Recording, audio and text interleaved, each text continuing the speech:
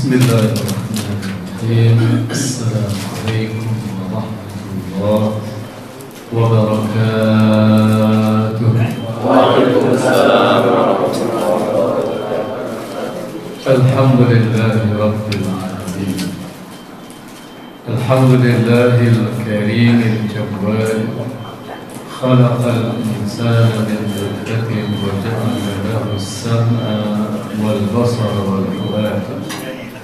Asyhadu an la ilaha illallah wahdahu la syarika lah. Syahadatan tunjina minal 'adzabi yawma la yanfa'u malun wa la banun illa man atallaha biqalbin salim wa asyhadu anna Muhammadan abduhu wa rasuluhu la nabiyya ba'dah. Allahumma salli wa sallim wa barik ala hadha an-nabiyil karim nabiyina Muhammadin al-Mustafa sallallahu alaihi wasallam wa ala alihi wa ashabihi ajma'in. Amma ba'd. Subhanaka la ilma lana illa ma 'allamtana innaka antal halimul hakim. Rabbi shrah li sadri wa yassir li amri wahlul 'uqdatam min lisani yafqahu qawli. Allahumma 'allimna ma yanfa'una wanfa'na ma 'allamtana.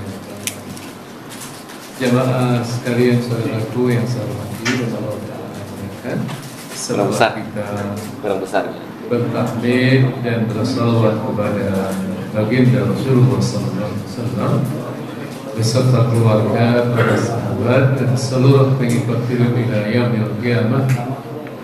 Selanjutnya siang hari ini tema kajian kita adalah kunci ketenangan dan ketentraman hidup. Saya tidak tahu kenapa tema ini perlu dibahas. Banyak yang galau, Ustaz. Soalnya saya agak curiga, jangan-jangan belum tenang hidupnya. Sudah tenang atau belum, Pak? Belum. Sudah tentram? Belum juga? Masya Allah. Baik. Pertama, kita akan mulai bahasan ini dengan muqaddimah. Ketenangan dan ketentraman hidup adalah kondisi batin yang dicari banyak orang dalam menjalani kehidupan. Jadi tenang, tentram itu adalah nuansa batin. Tapi nuansa batin itu juga kelihatan dari sisi dohirnya, Pak. Iya kan? Bapak-bapak itu mohon maaf lagi gundah atau tidak, itu kan kelihatan pada wajahnya. Halo, kelihatan atau tidak, Pak? Ya pasti kelihatan wajahnya kan. Iya, wajahnya kelihatan. Cuma memang suasana wajah yang seperti apa itu nanti yang membedakan ini lagi galau atau tidak. Nah, karena memang ketenangan dan ketentraman itu adalah suasana batin, maka kita harus memperbaiki batin kita. Seperti apa? Nah, itu nanti kita akan sampaikan kiat-kiat. Nah, Islam memberikan panduan yang jelas tentang bagaimana mencapai keadaan ini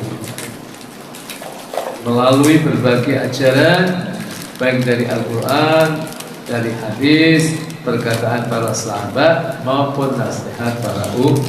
Jadi kita beruntung, kita diberi oleh Allah kitab yang paling hebat, mukjizat yang terbesar, yaitu Al-Quranul Karim. Sekalipun mukjizat yang Allah berikan kepada Rasul itu tidak hanya Al-Quran, tapi ada mukjizat-mukjizat yang ia bersifat indrawi. Itu kalau Imam Ibnu Jauzi itu dalam kitabnya Al-Wafi itu menyebut yang non indrawi itu ada 31 mukjizat. Ya, kapan-kapan kalau saya diundang kembali, boleh kita bahas mukjizat Rasul yang indrawi dan non indrawi. Ada 31. Tambah Al-Quran berarti 32. Nah, Bapak Ibu sekalian rahimakumullah, ini ketenangan dalam Al-Quran. firman Allah Ta'ala di surat yang ke-13, namanya surat Ar-Ra'd, setelah surat yang merupakan nama Nabi yang paling ganteng. Siapa Nabi yang paling ganteng, Pak? Nabi Yusuf. Nah itu ingat-ingat, itu surat yang ke-12. Nah setelahnya namanya surat Ar-Ra'd. Nah setelahnya lagi namanya surat Ibrahim. Ayatnya ayat yang ke-28, Allah berfirman, A'udzubillahi minasyaitonirrajim. Bismillahirrahmanirrahim. Alladzina amanu wa tatma'innu qulubuhum bi dzikrillah. Ala bi dzikrillah tatma'innul qulub. Alladzina amanu, orang-orang yang beriman. Wa tatma'innu qulubuhum, dan hati mereka menjadi tenang bi dzikrillah, dengan mengingat kepada Allah. Jadi pastikan kalau kita ingin hati kita tenang, ingin hati kita terletak, pastikan banyak mengingat kepada Allah. Jangan justru kita berpaling dari ajaran Allah. Ada ayat yang lain yang kita lihat di dalam surat Toha, ayat yang ke-124. Itu Allah berfirman, A'udzubillahi minasyaitonirrajim. Bismillahirrahmanirrahim. Wa man a'rada an dzikri fa inna lahu ma'isyatan dhanka. Kalau tadi orang-orang yang selalu mengingat Allah, Allah berikan ketenangan hidup. Nah orang-orang yang berpaling dari mengingatku, apa makna berpaling dari mengingatku? Itu Imam Ibnu Katsir mengatakan ay khalafa amri, menyelisih perintahku. Suruh sholat, nggak mau sholat. Itu kira-kira orang yang seperti itu tenang atau nggak tenang, Pak? Tenang, nggak tenang. Berbeda dengan orang yang disuruh sholat, sholat. Makanya kita temukan kalau siang hari itu, kalau kita melakukan sholat itu, apalagi pas habis sholat biasanya cenderung tenang, gitu kan? Cenderung tenang atau cenderung nggak tenang? Cenderung tenang. Karena tenang akhirnya apa itu? Tidurnya gampang. Jadi yang sekalian rahimakumullah, wa ma anzaltuhu ala rasuli, dan apa yang aku turunkan kepada Rasul. Jadi ini dia menyelisihi. A'rada anhu wa tanasahu wa akhadha min ghairi huda, berpaling dari mengingatku, pura-pura melupakannya, dan ia mengambil hidayah dari selainku, dari selain Allah Ta'ala. Itu pastikan orang yang seperti ini, itu kata Allah, fa inna lahu ma'isyatan dhanka, maka baginya adalah hidup yang sempit. Hidup yang sempit kapan? Fit dunia, di dunia. Fala tuma'ninata lahu, tidak ada ketenangan baginya. Walan syiraha lisan, tidak ada kelapangan bagi dadanya. Bal sadruhu dayyiq, bahkan dadanya itu sempit. Harajun lidhalali, dia sempit karena kesesatannya. Wa in tana'ama dhahiruhu, sekalipun dohirnya, tampilan luarnya itu penuh dengan kenikmatan.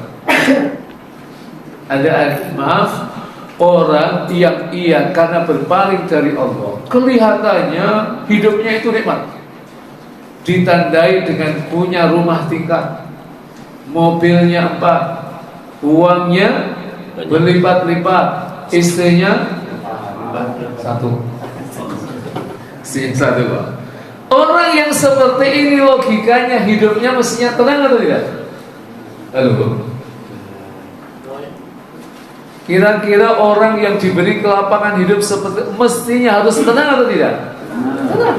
Tapi prakteknya karena ia berpaling dari aturan Allah, ia tidak mampu menggapai kenikmatan. Bahkan Imam Ibnu Katsir mengatakan, wala bisa masya, sekalipun ia memakai baju itu apa yang ia kehendaki, karena duitnya banyak, bisa beli baju, akhirnya setiap hari gonta-ganti kayak artis, padahal dia tidak artis. Wa akala ma syaa, dia makan apa yang ia kehendaki. Wa sakana haitsu syaa, ia tinggal di mana yang ia kehendaki karena rumahnya banyak. Orang seperti itu fa inna qalbahu, maka sesungguhnya hatinya apa? Malam yukhlis ilal yaqini wal huda, selama ia tidak memurnikan kepada petunjuk Allah dan kepada keyakinan kepada Allah, fahuwa fi qalb, ia akan berada dalam kondisi gundah. Hati kita ini kan sebenarnya sama atau beda, Pak? Sama kan? Cuma kenapa kita kadang gundah, kenapa kita kadang kok tenang? Ini masalahnya adalah suasana batin yang linier dengan kedekatan kita kepada Allah dan jauhnya kita kepada Allah. Kalau kita pas lagi ngaji seperti ini, tenang atau tidak? Sekalipun insya Allah gak ada yang punya hutang. Aduh. Tapi kalau nanti kita sudah keluar, nah biasanya lebih tenang atau agak seperti kita? Aduh, ini. Tapi insya Allah dua-duanya tenang semuanya karena habis ngaji. Nah, sekalian, rahimakumullah. Itulah paparan dari Al-Quranul Karim terkait dengan ketenangan. Kuncinya kata Allah, ala bi dzikrillah tatmainnul. Maka ingatlah, dengan mengingat kepada Allah, tatmainnul qulub, hati akan menjadi tenang. Dengan apa? Dengan berzikir, dengan berdoa.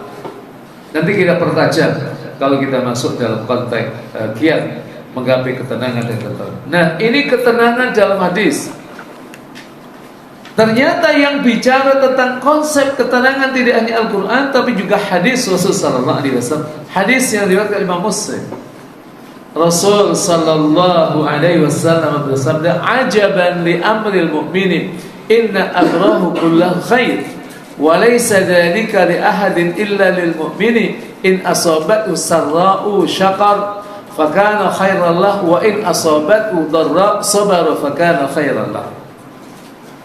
Mengherankan, sungguh menakjubkan perkara seorang mukmin. Halo, masih konsentrasi insyaallah? Atau sudah mulai agak goyah-goyah? Mukmin, kata yang digunakan oleh Rasul mukmin. Kenapa bukan muslim? Karena grade mukmin itu lebih tinggi dari muslim. Jadi kata mukmin dan kata muslim itu ketika ia berdampingan itu punya perbedaan, tapi ketika dia jauh berjauhan dia punya makna yang berbeda. Jadi ketika ia berdampingan maknanya beda, ketika berjauhan artinya sama. Nah, coba perhatikan. Kenapa di sini mengatakan mukmin? Karena grade-nya lebih tinggi. Orang tidak hanya beriman secara zahir, tapi juga pada sisi aspek batinnya. Inna amrahu kullahu khair, sesungguhnya urusannya semuanya itu baik. Walaysa dzalika li ahadin illa lil mu'min, dan itu tidak terjadi kepada seorang pun kecuali pada seorang mukmin. In asabathu sarra syakra, ketika menimpanya hal yang membahagiakannya ia bersyukur. Halo. Biasanya bapak-bapak, mohon maaf, kalau menerima sesuatu yang membahagiakan, kira-kira syukur sama Allah atau tidak? Pulang dari kantor disambut istri, biasanya disambut istri atau tidak? Disambut atau disambit?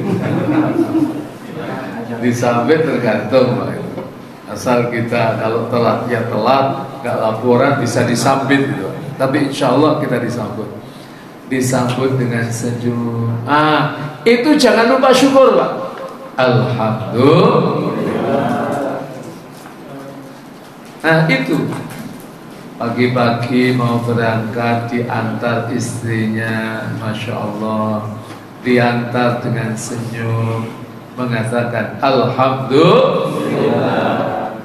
Tidur bisa bangun, Alhamdulillah. Alladzi ahyana ba'da ma amatana wa ilaihi Masya Allah, masih bisa makan, habis makan Alhamdulillah. lillahilladzi at'amani wa saqani wa ja'alani minal muslimin.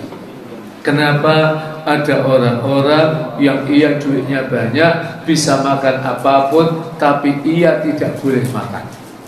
Karena kalau makan ini nanti asam uratnya naik, kalau makan ini darah tingginya naik, kalau makan ini kolesterolnya naik, akhirnya nggak bisa makan apapun. Padahal duitnya banyak. Ada atau tidak yang gitu? Ada.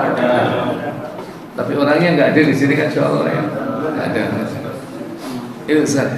Jadi bersyukur kepada fakana khairallah, dan itu lebih baik baginya. Tapi wa in asabathu dharra, kalau menimpanya sesuatu yang sulit, kesulitan, sabar ia sabar. Fakana khairallah, dan itu lebih baik baginya. Dan bahkan seorang mukmin ketika menimpanya sesuatu kesulitan, sesuatu yang ia tidak sukai, tetap ia sabar dan mengatakan alhamdulillahi ala kulli hal. Gimana Bapak? Alhamdulillahi ala kulli hal. Nah itu. Jadi kalau kita mendapatkan nikmat dari Allah, alhamdulillah. Kalau kita mendapatkan ujian dan kita tidak suka dengan ujian itu, maka alhamdulillahi ala kulli hal. Insyaallah.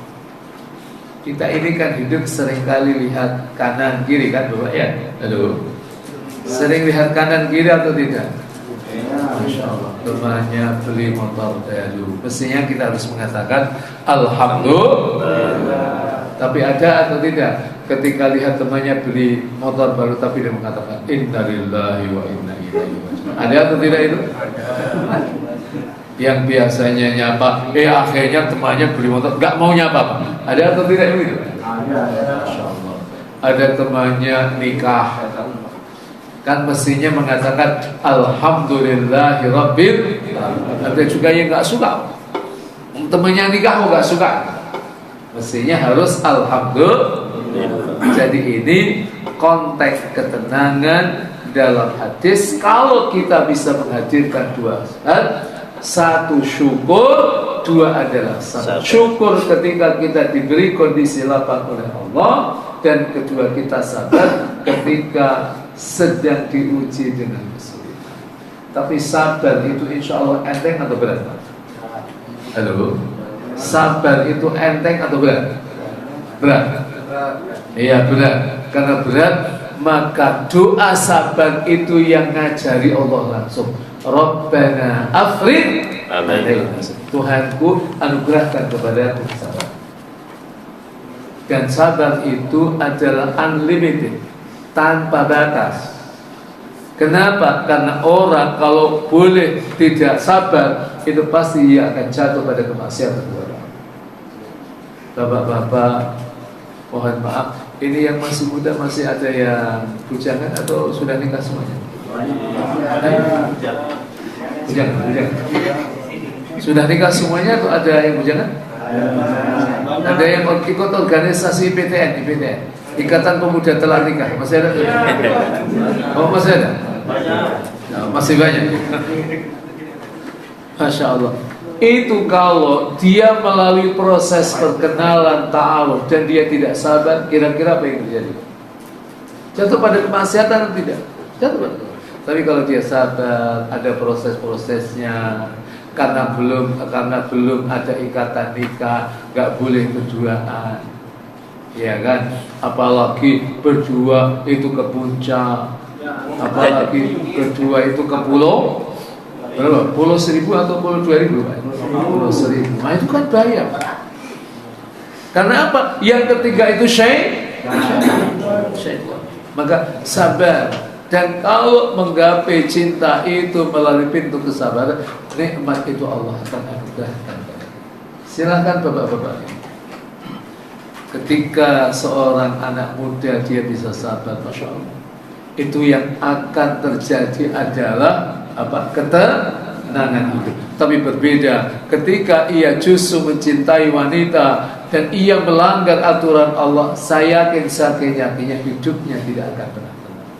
Jadi di antara hal yang menjadikan kita tidak tenang adalah ketika kita melanggar aturan-aturan Allah Subhanahu. Baik, ini asal. peninggalan perkataan para sahabat. Saya ambil satu perkataan sahabat Umar. Perhatikan perkataan beliau. Jika kamu memiliki hati yang penuh dengan keimanan kepada Allah, maka kamu tidak akan takut kepada apapun selain Allah. Karena apa? Iman kepada Allah itu kunci kebahagiaan, kunci ketenangan. Itu ada pada apa? Iman kepada Allah Rabbul Alamin. Makanya para sahabat-sahabat Rasul, ya sekalipun memang sahabat itu ada yang hidupnya lapang, tapi ada juga yang hidupnya susah juga. Ada sahabat Rasul karena dia lebih memilih jalan ilmu, itu dia tidak bekerja dan mengandalkan hidupnya dengan sahabat yang lain seperti Abu Hurairah. Tapi beliau bahagia. Karena apa? Ia punya iman kepada Allah. Dan seorang mukmin, kenapa dia harus bahagia? Ini enaknya kita sebagai seorang mukmin, sebagai seorang muslim. Karena apa? Apa yang kita inginkan di dunia, itu yakinlah kalau belum terpenuhi nanti di akhirat. Dan kita ketika menjadi ahlul jannah, pastikan Allah nanti akan kasih. Di dunia ini kan bapak-bapak sebenarnya pengennya banyak kan Bapak ya? Halo? Keinginannya banyak atau dikit? Banyak. Pengen punya isi yang cantik. Betul apa betul? Enak punya isi yang cantik atau biasa-biasa saja Pak? Halo? Yang cantik. Kalau yang cantik bapak-bapak kerja cenderung tenang atau agak gundah Pak? Gundah Pak, Masya Allah. Berarti enak ya? Biasa-biasa enak atau tidak? Oh enggak enak juga tuh. Kira-kira yang gimana itu? Jadi tergantung takdirnya. Jadi itu jelas sekali. Pengennya punya istri. Kok ternyata judulnya itu belum Allah berikan pada kita nanti di surga. Allah berikan kepada kita bidadari. Bapak-bapak mohon maaf, nanti di surga pengen sama istrinya atau pengen sama bidadari saja Pak? Tolong dijawab, jangan ada dusta di antara kita. Halo, pengen sama istri atau sama bidadari? Dua-duanya, Masya Allah. Mau suruh milih sama istri bidadari kok dua-duanya. Jadi yakinlah, insya Allah istri kita nanti di akhirat itu lebih cantik dari bidadari. Kenapa? Kalau istri kita nanti masuk surga, perjuangannya luar biasa. Kalau bidadari kan nggak berjuang kayak istri kita. Masya Allah itu luar biasa. Jadi itu nanti Allah kasih. Kalau kemudian kita misalnya di dunia belum punya rumah tingkat, nah nanti kita di akhirat minta sama Allah rumah tingkat, dikasih atau tidak? Halo? Dikasih. Dan itu nggak usah tanya nanti tukangnya kita menghubunginya sama siapa, nggak usah Pak itu Pak. Mau di surga Pak masih ngurus tukang gitu kan. Masya Allah. Juga ada juga jamaah Pak. Saya itu kan punya pengajian rutin setiap hari Rabu subuh itu ngaji Quran, ngaji tafsir. Itu pengajiannya sudah umurnya 27 tahun. Yang ngaji itu banyak yang sudah S2 dan S3, sudah suka selonjoran dan sangat suka selonjoran. Yang tua-tua kan? Itu mereka karena faktor usia. Itu kadang-kadang mereka tanya karena dulu ngaji kita dari surat An-Nas, sekarang sudah sampai surat Toha. Nah, pekan depan itu kita mulai surat Maryam. Maryam ke Al-Fatihah itu kan masih panjang. Itu sampai ada yang tanya sama saya, Ustaz, ini kayaknya surat Maryam sampai Al-Fatihah itu kan panjang banget. Kayaknya kita gak sempat khatam deh. Saya apalagi, kata beliau, usia saya sudah tua. Mudah-mudahan kita nanti masuk surga Ustaz ya. Saya amin, amin. Nanti kalau kita masuk surga Ustaz, kira-kira kajian tafsirnya bisa dilanjutkan di surga nggak Ustaz? Ada yang begitu Pak? Jawab saya enteng saja, sudah nggak usah mikir kajian di surga. Yang penting kita masuk surga dulu lah itu kan. Gampang itu nanti di sana mau ngaji atau tidak. Kalau bapak-bapak masuk surga, kira-kira masih pengen ngaji atau enak-enak aja Pak? Masya Allah, Masya Allah. Jadi di dunia ini perjuangan dulu Pak, perjuangan. Jadi Saya ingin mengatakan bahwa sesungguhnya kunci kebahagiaan, kata sahabat Umar Ibn Al-Khattab, adalah keimanan dunia. Sekalipun hidupnya lebih sederhana. Saya kasih contoh, Pak. Sahabat-sahabat yang hidupnya asalnya berkelimpahan, tapi setelah masuk Islam cenderung biasa-biasa saja dan bahkan cenderung miskin. Di antaranya adalah sahabat Mus'ab ibn Umair. Sahabat Mus'ab bin Umair sekalipun ia yang sebelum Islam itu berada dalam kelimpahan, tapi ternyata karena ia tidak punya keimanan kepada Allah, yang ada dalam hatinya adalah kegundahan. Tapi apa yang terjadi setelah dia masuk Islam? Yang biasanya sebelum Islam ia mendapatkan donasi dari umminya, nah setelah masuk Islam itu diproteksi. Tapi pertanyaan saya, apakah Mus'ab itu bahagia? Karena apa? Ia tahu bahwa kebahagiaan dunia ini hanya sebentar. Ketenangan dunia hanya sebentar. Ada ketenangan, ada kehidupan yang tentram, yang abadi, yang tidak lain adalah kehidupan nanti di akhirat. Saya doakan mudah-mudahan semuanya hadir masuk surga semuanya. Amin. Baik. Nah, sekarang kita masuk pada perkataan sahabat, perkataan ulama. Saya pilih seorang ulama yang bernama Imam Ibnu Qayyim rahimahullah taala. Beliau berkata begini: sesungguhnya di dalam hati terdapat kekosongan yang tidak akan bisa diisi kecuali dengan kecintaan kepada Allah. Kembali kepadanya dan terus mengingatnya.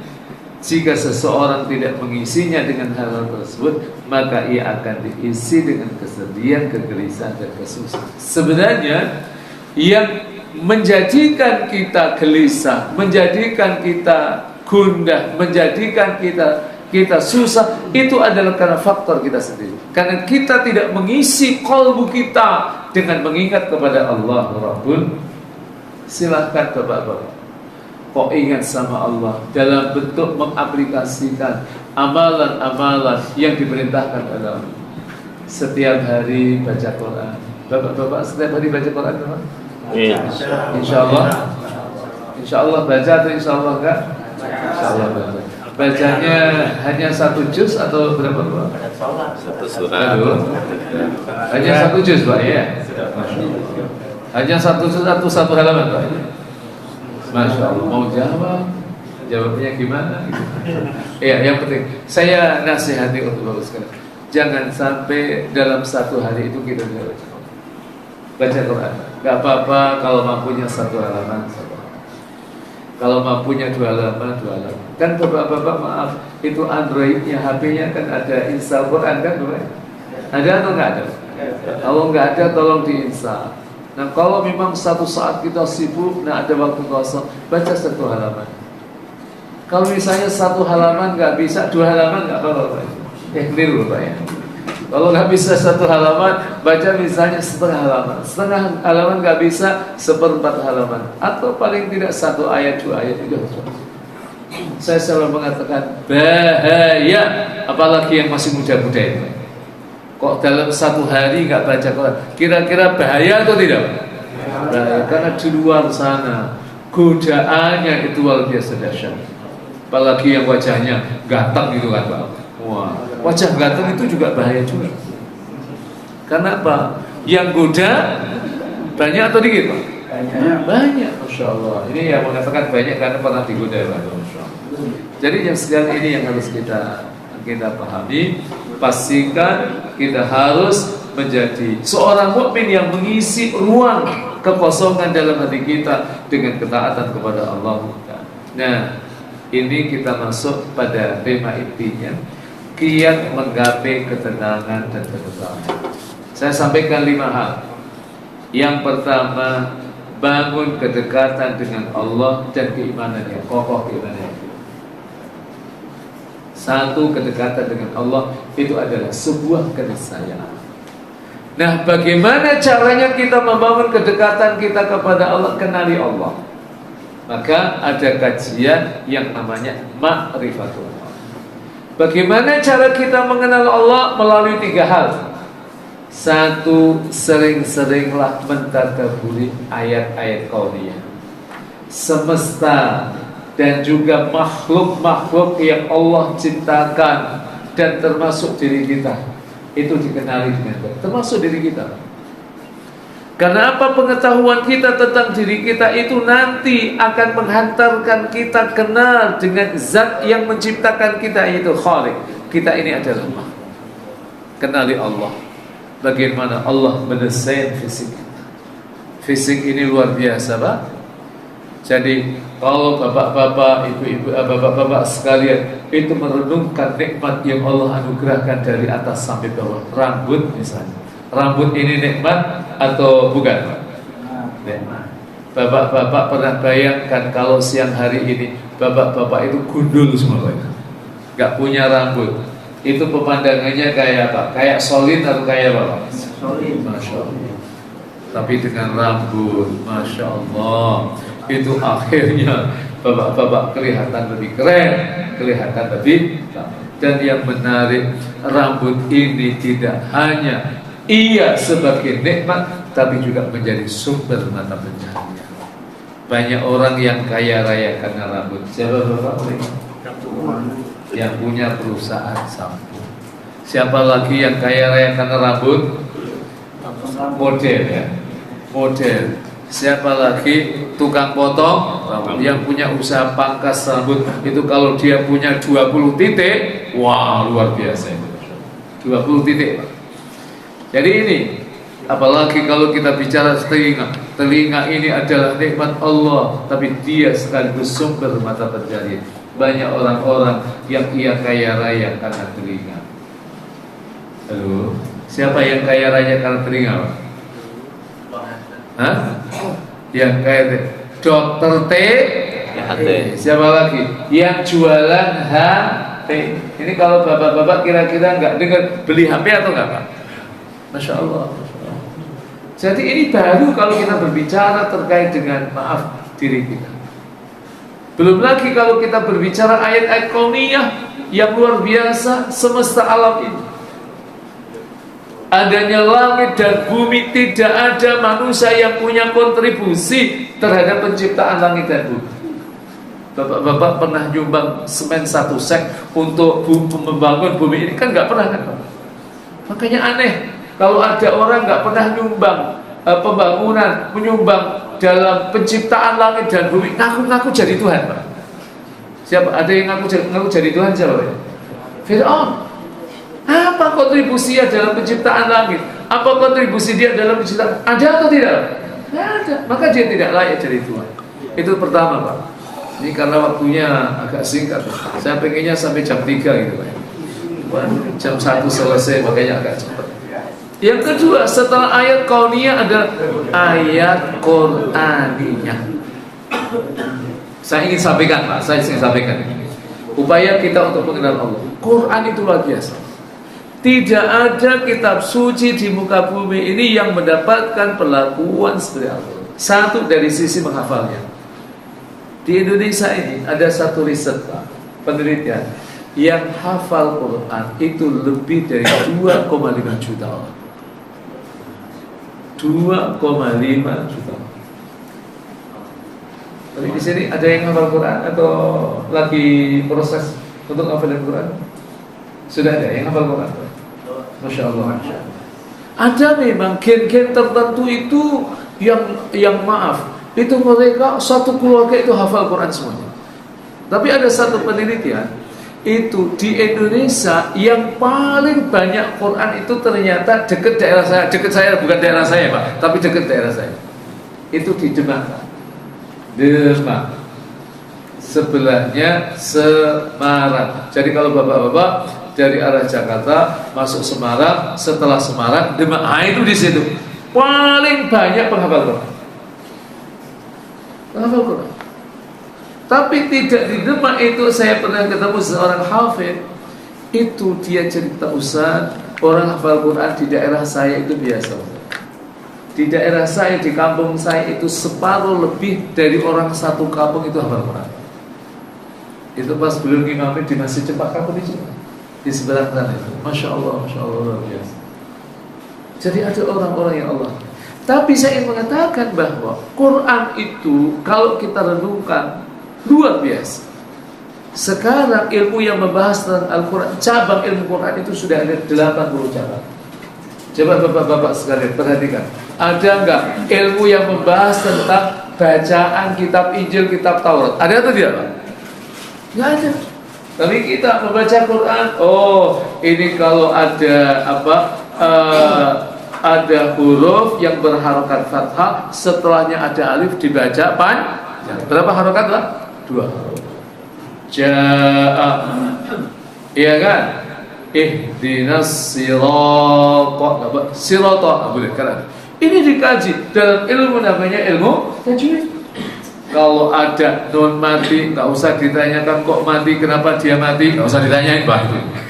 Nun mati atau tanwin ketemu dengan ya, nun, mim, waw, dia dibaca, dimasukkan di dengan faman ya'mal, nggak boleh. Faman ya'mal, nggak boleh. Itu namanya ilmu tajwid. Nanti Quran ini itu dilihat dari aspek, oh ini yang melatari kok turun ayat ini. Ah, itu ada ilmu namanya asbabun. Nanti ditinjau dari sisi cara membacanya. Kalau tadi panjang pendeknya, dengung tidaknya, ada ritme-ritmenya, itu namanya ilmu nagham. Nanti ada sika, ada nahawan, maka ada lomba musabaqah tilawatil. Nanti ditinjau dari ini turunnya sebelum Rasul hijrah atau setelah Rasul hijrah, itu namanya ilmu faqih dan nanti ada yang membahas terkait dengan gramatikalnya, itu bahasanya Arab. Gak ada ilmu yang lain tuh, ada kitab yang lain tuh gak ada. Nanti ada yang melihat dari sisi mukjizat Al-Quran. Mukjizat Al-Quran itu ditinjau dari multi aspek, dari aspek bahasa, dari cerita Al-Quran yang menginformasikan peristiwa yang akan datang. Nanti dari sisi sains aja luar biasa. Ada yang bahas Al-Quran dan hidrologi tentang air, ada Al-Quran dan biologi, Al-Quran dan geologi, Al-Quran dan arkeologi, Al-Quran dan astronomi, dan yang lainnya. Banyak itu, gak ada ilmu, gak ada kitab di muka bumi ini yang seimbang. Maka pengetahuan kita tentang Al-Quran yang mendalam itu insya Allah akan semakin mendekatkan kita dengan Allah. Dan satu lagi, mentadaburi asma'illah. Ada berapa Bapak asmaul husna? Ada berapa? 90. Bapak-bapak hafal 99 atau 90 atau 9 Bapak? Halo? 90 atau 9 atau 99? 9 itu tahu artinya atau tidak? Nah, itu tolong nanti kalau pas ada waktu tolong dibaca. Itu insya Allah akan menghantarkan kita lebih dekat dengan Allah. Kalau kita dekat dengan Allah, kita mengaplikasikan ajaran Allah Ta'ala, itu yang nanti insya Allah hati kita menjadikan. Misalnya pengetahuan kita, Allah adalah Ghani, ya Ghaniyu, ya Mughni, wahai zat yang memberikan. Jadi kalau kita minta kaya, minta sama Allah. Jangan minta sama Pak Presiden, jangan minta sama Pak Menteri, minta sama Allah. Nanti kalau Allah ngasih itu terlalu gampang bagi. Makanya ada doa, Allahumma ya Ghaniyu ya Mughni aghnini ghinan abadan. Itu pernah minta ini atau belum? Belum. Allahumma ya Ghani, Allah, wahai Allah zat yang maha kaya, Mughni, dan zat memberikan kaya. Ya Allahumma ya Ghani aghnini, ya kan, berikanlah kekayaan kepada kami. Ghinan abad, dengan kekayaan yang selama-lama, dengan kaya yang selama-lamanya. Itu insya Allah bapak-bapak, kalau itu dibaca terus, insya Allah Allah akan memberikan kekayaan. Kalau Allah ngasih rezeki sama kita, kekayaan sama itu gampang Pak. Ini ada kisah Pak, tukang pijet. Halo.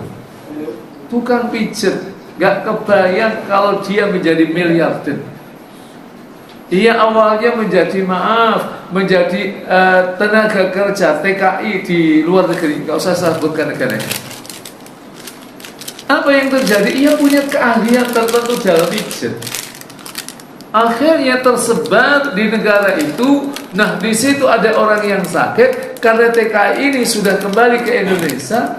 Nah, mereka cari alamat karena pijetnya itu oke, luar biasa. Akhirnya dicari, alhamdulillah dengan izin Allah orang yang kaya raya di negeri itu dipijit di Indonesia, alhamdulillah dengan izin Allah sembuh karena saking bahagianya, karena akhirnya dikasih uang miliaran Pak.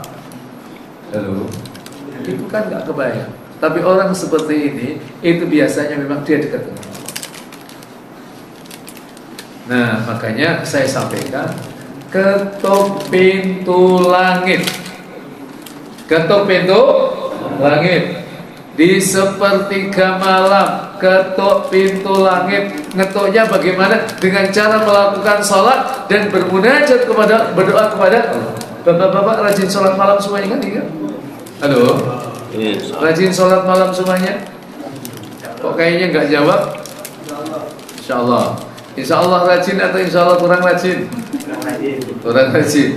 Ya Pak, ketuk pintu. Nanti yakinlah Pak, itu nanti Allah akan memberikan rezeki. Itu kan ada yang yahtasib, ada yang min haitsu la yahtasib, ada yang diduga. Rezeki yang diduga itu rezeki. Kalau bapak-bapak dapat gajian, itu yang diduga Pak. Yang tidak diduga-duga itu bonus-bonus Pak. Rezeki dari ini dari itu yang kita tidak tahu. Kan rezeki itu kan tidak selalu dari perusahaan ini kan. Mungkin bapak-bapak Masya Allah punya teman, saya punya motor nih, tolong bantu dong. Kan punya teman itu di IGP, siapa tahu nanti ada temannya mau beli motor. Alhamdulillah, ternyata Pak, itu kita menjadi fasilitator terjualnya motor teman kita. Itu kira-kira insya Allah setelah dijual langsung mengatakan terima kasih saja, atau terima kasih tapi ada tipsnya Pak. Itu kan rezeki yang min haitsu la yahtasib. Banyak pintu-pintu yang min haitsu la yahtasib yang kita bisa kembangkan. Makanya sering-sering kita merenungi terkait dengan apa yang saya sampaikan tadi tentang performa kita. Dari tangan, dari itu sebenarnya adalah pintu rezeki semua. Jadi yang sekarang itu 3 ya. Ayat kauniyah, ayat Qur'aniyah, mentadabir asma Allah ya. Itu bangun kedekatan kita dengan Allah dan kuatkan keimanan kita. Karena apa? Bapak sekalian, iman kita itu beda dengan imannya malaikat. Imannya malaikat itu la yazidu wa la yanqus, enggak naik, enggak turun. Kalau iman kita apa? Yazidu, kadang naik, kadang turun. Sering naiknya atau sering turunnya, Pak? Hah? Sering naiknya atau sering turunnya? Masya Allah, Masya Allah. Sering turunnya, ini yang bahaya Pak. Maka kita harus. Nah baik, kita masuk pada poin kedua. Ikhlas dalam segala perbuatan. Yang menjadikan kita suka gundah ada ketidakikhlasan kita. Memotifkan apa yang kita lakukan itu bukan karena Allah, tapi karena manusia. Sering atau suka kita mendapatkan sanjungan dari orang lain. Jadi orientasi hidupnya manusia, bukan orientasi hidupnya adalah Allah. Makanya orang-orang yang ikhlas itu hidupnya tidak tergantung pada tepuk tangan orang lain, tidak tergantung pada sanjungan orang lain. Ada orang nyanjung atau tidak itu enggak ngaruh. Kalau itu kita sudah sampai pada maqam ini, yakin kita akan bahagia. Kita kerja profesional. Kalau karena manusia, pertanyaan saya, kira-kira kita akan kecewa enggak kalau kerjaan kita tidak dihargai secara maksimal? Kecewa Pak. Tapi kalau kita karena Allah, mungkin di tempat ini kita tidak mendapatkan penghargaan maksud, tapi nanti Allah punya caranya sendiri. Dan itu banyak Pak. Cuma kadang-kadang kita nggak percaya. Dan balasan Allah pengennya kita cash. Iya kan? Pengennya cash. Padahal balasan-balasan itu juga terkadang ada proses delay Pak. Kita kerja profesional, kok mana ya? Kok kayaknya nggak dibalas-balas sama Allah. Nanti pada waktunya yang pas. Terus karena Allah suka Pak, suka sama kita ketika kita berada dalam puncak-puncak dalam beribadahnya kepada Allah. Karena apa? Seringkali ketika justru orang diberi kenikmatan Allah malah lupa Allah. Lalu ada atau tidak? Ada. Justru itu yang jangan-jangan Allah sedang menilai apa yang Allah hendak berikan kepada kita. Maka dalam surat Al-An'am ayat 162 Allah katakan, "Qul inna salati wa nusuki wa mahyaya wa mamati lillahi rabbil alamin." Jadi pastikan, katakanlah Muhammad, Sesungguhnya sholatku, ibadahku, hidupku dan matiku hanyalah untuk Allah, Tuhan semesta. Jadi kalau bapak-bapak sekali lagi ingin bahagia, motifkan semua yang bapak-bapak kerjakan, perbuat dan termasuk ibadah hanya kepada Allah, jangan kepada yang ketiga. Sabar dalam menghadapi ujian hidup. Masya Allah. Di mana kita mendapatkan penjelasannya? Surat Al-Baqarah 153. Ya ayyuhalladzina amanu ista'inu bis-sabri was-salah. Innallaha ma'as sabirin. Ada Pak sabirin di sini, Pak? Enggak ada. Ada yang wahai orang-orang yang beriman, ista'inu bis-sabri dan mohonlah pertolongan kepada Allah melalui pintu sabar. Wassalah dan salat, karena salat itu juga secara etimologi artinya doa, mohon kepada Allah. Dengan kita sabar, Masya Allah, dikecewakan oleh istrinya, Masya Allah, sabar atau insya Allah nggak sabar, Pak?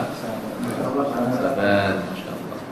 Dikecewakan sama tetangganya, sabar atau tidak, Pak?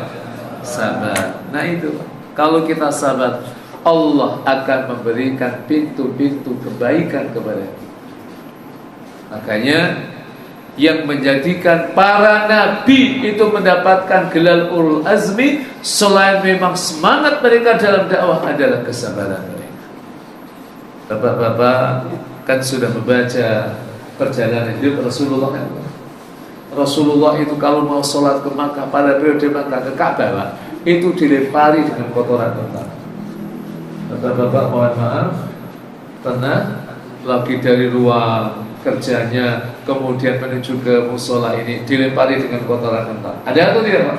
Malah dilempari pakai roti lagi, Pak. Masya Allah. Itu kan luar biasa. Itu luar biasa, Pak. Jadi betapa sabar adalah menjadi kunci ketenangan hidup. Dan ternyata memang kebaikan-kebaikan itu harus melalui proses diri digapai oleh Rasulullah SAW. Betapa senyumnya Rasul itu luar biasa. Ajarannya diikuti hari ini oleh 2 miliar manusia dari 8 miliar manusia yang tinggal di planet bumi. Masya Allah. Termasuk diantaranya ada lagi. Maka jemaah sekalian, maksimalkan kesabaran kita. Maka di penghujung surat Ali Imran ayat 200 Allah katakan, ya ayyuhalladzina amanus biru wara isbiru, bersabarlah, wasabir, dan lipat gandakan kesabaran. Itu memberikan satu isyarat, sabar itu unlimited, sabar itu tanpa batas. Sabar itu tanpa baik. Yang keempat, jemaah sekalian, bersyukur atas nikmat Allah. Bersyukur atas ayatnya bapak-bapak sekalian, paham? Wa itta'adzana rabbukum la in syakartum la azidan wa la in kafartum inna adzabi lasyadid. Jadi nikmat besar kalau kita bisa mensyukuri atas nikmat yang Allah anugerahkan pada. Dikasih kesehatan, alhamdulillah. Diberi kesempatan bisa ngaji, alhamdulillah. Bapak-bapak sekalian, saya ingin cerita. Di Filipina, burung-burung saudara-saudara kita jam-jam segini itu bisa ngaji. Masya Allah. Kumpul-kumpul itu di banyak negara ngaji kayak gini itu nggak boleh, Pak. Tapi kita, maaf. Maksud saya kalau di Filipina itu kalau habis asar itu nggak boleh ada orang ngaji, Pak. Itu bisa dicurigai. Nanti akan melakukan gerakan ini. Tapi kita, Masya Allah, di Indonesia mau ngaji jam berapa? Boleh atau tidak? Ngaji jam 12 malam, ada atau tidak, Pak? Karena kalau Ramadan saya juga suruh ngisi kajian jam 12 malam, Pak. Masya Allah. Itu kan pas lagi ngantuk-ngantuknya, ya. Tapi itulah realitas. Kita mendapatkan satu kebebasan, syukuri. Berapapun besaran dari nikmat Allah, syukur. Syukur diberi anak, syukur diberi istri, syukur diberi rezeki, bisa punya pekerjaan. Ada saudara-saudara kita yang mereka kesana kemari nyari kerjaan, nggak punya, nggak dapat kerja. Ada apa dia itu? Dan itu banyak. angka pengangguran bisa dilihat, ya kan? Dan ini yang insya Allah akan menjadikan kita, dengan kita bersyukur kepada Allah. Nah, satu di antaranya adalah kita menerima ketetapan Allah. Maka Rasulullah SAW pernah bersabda, "Qad aflaha man aslama wa ruziqa kafafan wa qad Allah bima." Sungguh beruntung orang yang berislam wa ruziqa kafafan, dan diberi rezeki yang cukup. Saya mau tanya sama bapak sekalian, bapak-bapak milih yang mana? Rezeki yang cukup atau rezeki yang melimpah? Cukup. Yang benar. Cukup atau melimpah? Atau cukup melimpah? Cukup melimpah. Cukup. Karena melimpah itu belum tentu orang itu cukup. Bapak-bapak kan ada yang dari Bandung aslinya, Pak? Di Bandung itu kan ada satu tempat, tempatnya orang-orang kaya yang tidak puas dengan pemberian Allah, namanya suka miskin. Padahal mereka kaya atau miskin, Pak? Yang disuka miskin itu mereka orang kaya atau orang miskin, Pak? Kaya, gitu kan? Itu para pejabat, ada yang bupati, ada yang gubernur. Nah sekarang ini yang lagi ramai itu siapa itu? Yang mau masuk ke sana itu, yang mantan menteri, kan? Masya Allah. Padahal mereka sudah kaya.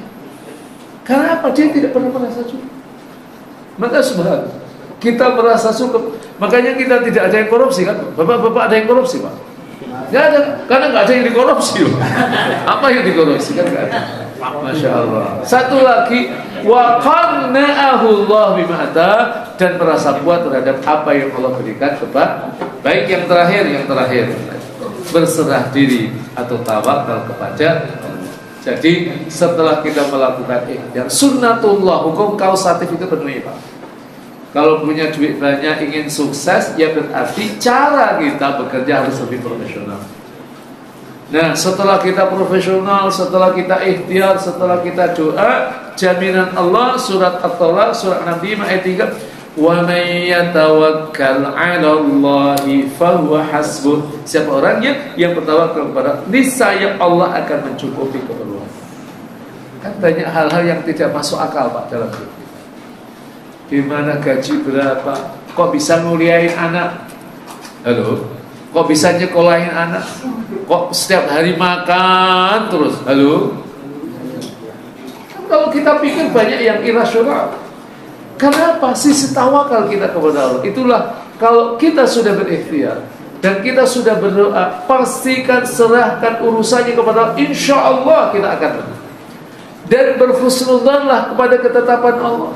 Yang menjadikan kita gundah, yang menjadikan hidup kita tidak tenang adalah ketika kita tidak terlalu yakin kepada ketetapan Allah.